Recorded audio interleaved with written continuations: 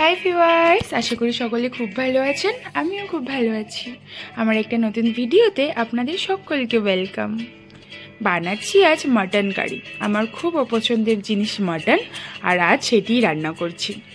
যেহেতু রান্না আমার খুব পছন্দের কাজগুলোর মধ্যে একটা, তাই যতই অপছন্দ হোক না কেন রান্না আমি করেই থাকি মাটন। যেহেতু আমি প্রেসার কুকার ব্যবহার করতে এখনও ভয় পাই, তাই আমি পুরো মাটনটা হাঁড়িতে করেছিলাম। তো চলুন দেখে নিই আমি কিভাবে বানিয়েছিলাম। প্রথমে আমি পেঁয়াজ, কাঁচা লঙ্কা, ক্যাপসিকাম আর ধনেপাতাকে কুচি করে নিয়েছি। আলুর ছাল ছাড়িয়ে নিয়েছি, আদা রসুনেরও ছাল ছাড়িয়ে নিয়েছি, আর সেগুলোকে মিক্সিতে যেহেতু পেস্ট করব তাই একটু কুচি করে নিয়েছি। দুটো টমেটোকে আমি পিউরি বানিয়ে নিয়েছি, আর 750 গ্রাম মাটনকে ভালো করে ধুয়ে জল ঝরানোর জন্য দিয়েছি। ব্যবহার করব অল্প টক দইও, যেটা গ্রেভিটাকে রিচ করবে আর মাটনটাকেও প্রপার ওয়েতে সিদ্ধ করতে হেল্প করবে। এবার আমি মিক্সিং জারে জিরে, ধনে, শুকনো লঙ্কা আর কাঁচা লঙ্কাকে অল্প জল সহযোগে ভালো করে পেস্ট করে নিচ্ছি। জিরে ধনের পেস্টটা কমপ্লিট হওয়ার পরে ওই একই মিক্সিং জারে আমি আদা আর রসুনকেও খুব ভালো করে পেস্ট করে নিয়েছি। এবার মাটনটা ম্যারিনেট করবার পালা। আমি মাটনটা ম্যারিনেট করেছি নুন, হলুদ, জিরে, ধনে, কাঁচা লঙ্কা, শুকনো লঙ্কা যে পেস্ট বানিয়েছিলাম সেটা অল্প দিয়েছি 1 চামচ মতন আদা রসুন বাটা, আর টক দই আর সর্ষের তেল। জেনারেলি মাটনটা অনেকক্ষণ ধরে ম্যারিনেট করে রাখলে বেশি ভালো হতো, কিন্তু যেহেতু আমার কাছে খুব বেশি টাইম ছিল না, এই জন্য আমি এটাকে ওই 10-15 মিনিট মতোই ম্যারিনেট করে রেস্টে রেখেছিলাম। মাটনটা খুব ভালো করে ম্যারিনেট করে নিয়ে আমি এটাকে 10-15 মিনিট মতো ঢাকা দিয়ে রেস্টে রাখছি। এবার আলুটা ভাজবার পালা। আলুটা ভাজবার জন্য আমি গ্যাসের ফ্লেমটা অন করে কড়া বসিয়ে দিয়েছি। পুরো রান্নাটা সর্ষের তেলে করব, তাই এখানে কড়াটা খুব ভালো করে গরম হলে দিয়ে দিচ্ছি পরিমাণ মতন সর্ষের তেল। যেহেতু মাটনে গোটা আলু দেখতে আমার ভালো লাগে, আর আমার বাড়িতে অলমোস্ট আলুপ্রেমী লোকজন থাকে আমার মতনই, তাই আমি এখানে গোটা গোটা মাঝারি সাইজের আলুকেই ব্যবহার করেছি। এবার নুন আর হলুদ দিয়ে আমি আলুটাকে একদম ঢেকে রান্না করব, তাতে আলুটা প্রপার ওয়েতে সিদ্ধ হয়ে যাবে। আর হলুদ দেওয়ার জন্য এর কালারটাও বেশ সুন্দর আসবে।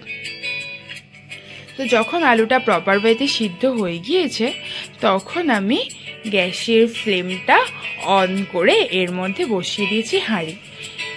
আগেই আমি বললাম যে আমি আজকে মাটনটা হাঁড়িতে করব, কারণ আমি প্রেসার কুকারে রান্না করতে ভয় পাই।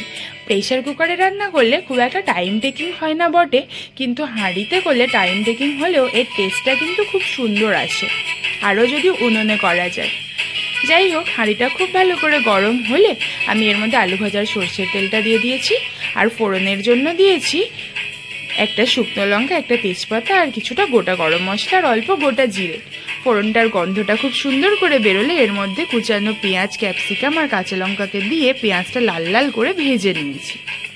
আমার যখন মনে হয়েছে যে পেঁয়াজ ভাজাটা একদম প্রপার ওয়েতে হয়ে গিয়েছে, তখন আমি এখানে আদা রসুনের পেস্টটা ব্যবহার করেছি। যেহেতু আমি ম্যারিনেট করার সময় আদা রসুন দিয়েছিলাম, তাই এখানে খুব বেশি আদা রসুন আমি দিইনি, 1 চামচ মতনই দিয়েছি।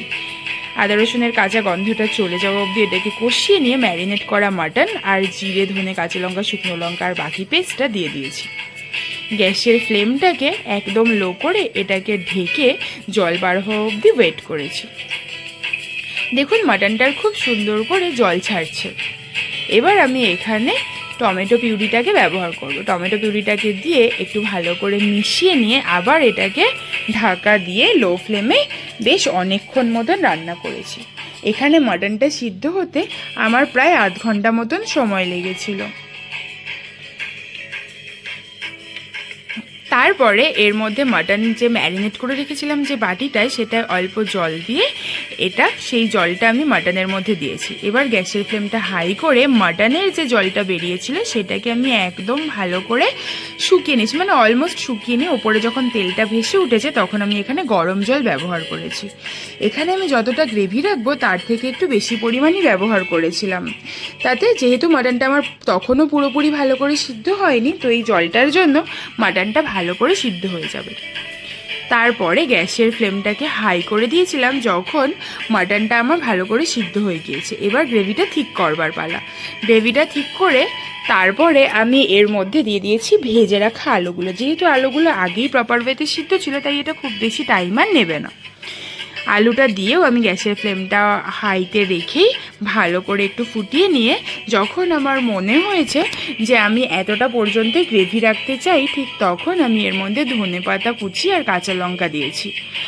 আর এখানে আমি আজ গুঁড়ো গরম মশলা ব্যবহার করছি। গোটা গরম মশলাকে বেটেই জেনারেলি আমি মাটনে ব্যবহার করি, কিন্তু আজ একটু অসুবিধা থাকার জন্য আমি গুঁড়ো গরম মশলাই দিচ্ছি। গোটা গরম মশলা বাটা দিলে মাটনের টেস্টটা অনেকটা বেড়ে যায়, কিন্তু গুঁড়ো গরম মশলা দিয়েও স্বাদের খুব একটা হেরফের হয়নি। গুঁড়ো গরম মশলাটা দিয়ে গ্যাসের ফ্লেমটা অফ করে এটাকে আমি সার্ভ করবার জন্য রেডি করেছি। মাটন আমার খুব অপছন্দের জিনিস হলেও বাড়িতে সবাই যখন তৃপ্তি করে খায় তখন সেটা আমার মাটন রান্নার উৎসাহটাকে অনেকটাই বাড়িয়ে দেয়। আর বাড়িতে তৃপ্তি করে খাই বলেই রান্না করার উৎসাহটাও আমার বেড়ে যায়। মাটন আমার মতো কারা কারা অপছন্দ করেন কিন্তু তবুও রান্না করেন, সেটা আমাকে অবশ্যই কমেন্ট করে জানাবেন। মাটনটা আমি সার্ভ করেছিলাম ধোয়া ওঠা গরম ভাতের সাথে, একদম প্রপার ওয়েতে সিদ্ধ